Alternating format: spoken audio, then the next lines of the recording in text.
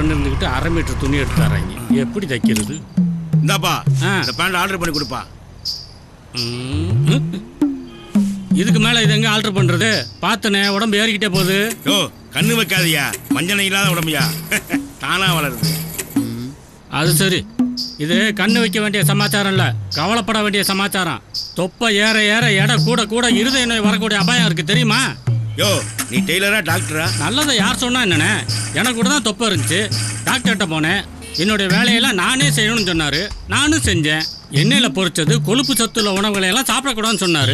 நானும் சாப்பிடல, உப்பை குறைச்சிக்கிட்டேன். தினம் 2 கிலோமீட்டர் நடந்தேன். இப்ப என்னைய பாருங்க, தொப்பையெல்லாம் குறைஞ்சி ஆளே ஜம்முன்னு மாதிரி உங்களுக்கே உபதேசம் பண்றேன். இனி நானும் செய்யறேன். 30 வயதிற்கு மேற்பட்டவர்கள் இதய ஆரோக்கியத்திற்கு புகைப்பழக்கத்தை கைவிடுங்கள். அதிக எண்ணெய் உணவுகளை தவிர்த்திடுங்கள். உணவில் உப்பை குறைத்திடுங்கள். சுறுசுறுப்பாக செயல்படுங்கள். இன்றைய அரசு ஆரம்ப சுகாதார நிலையம் மற்றும் அரசு மருத்துவமனையில் உள்ள தொற்றா நோய் பிரிவை அணுகுங்கள். இனிமேல் கொழுப்பு உடல்லே இல்லையா?